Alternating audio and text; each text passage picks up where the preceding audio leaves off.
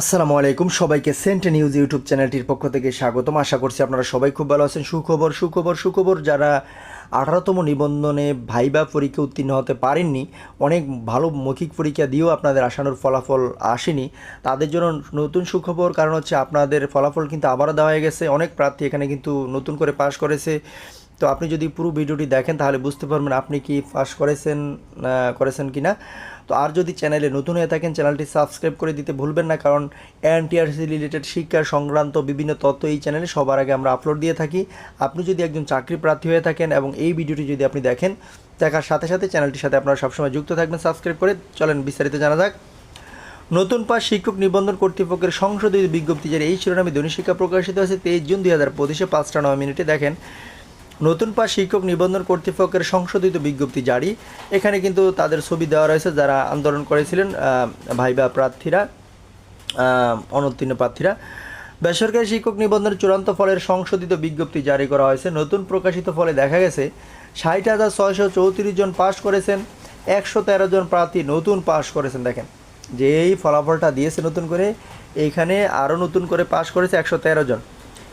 আবারও যদি ভালোভাবে এটা যদি দেখে তাহলে কিন্তু এখানে হয়তোবা হাজার হাজার প্রার্থী ছাড়িয়ে যাবে পাশ করা।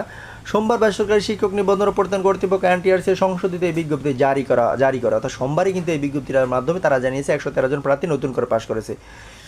বিজ্ঞপ্তিতে বলা হয়েছে বেসরকারি শিক্ষক নিবন্ধন প্রত্যয়ন কর্তৃপক্ষ এনটিআরসির ব্যবস্থাপনায় গত 12-13 জুলাই 2024 তারিখে অষ্টাদশ শিক্ষক নিবন্ধন পরীক্ষা 2023-এর লিখিত পরীক্ষা অনুষ্ঠিত হয়।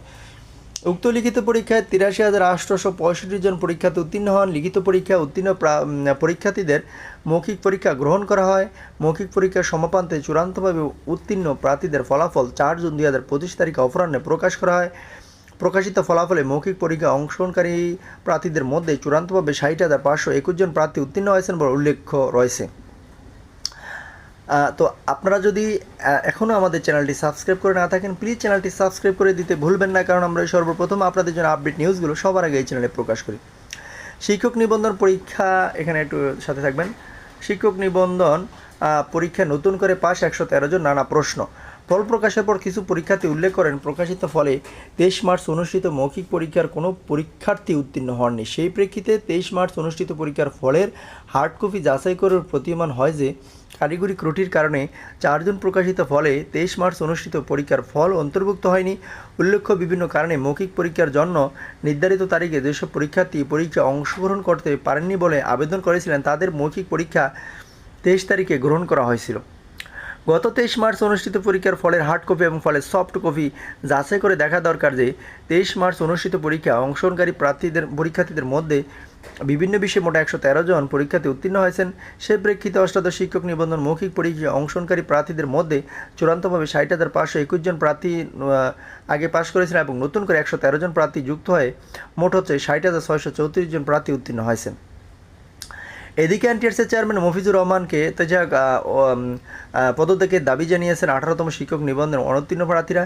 একই সঙ্গে ফলাফল পুনর্মূল্যায়নের দাবিতে গত 3 দিন ধরে মিছিল অবস্থান কর্মসূচি পালন করেছেন তারা। গত 14 জুন জাতীয় প্রেস ক্লাবে আয়োজিত এক সংবাদ সম্মেলনে পদত্যাগের দাবি জানান তারা।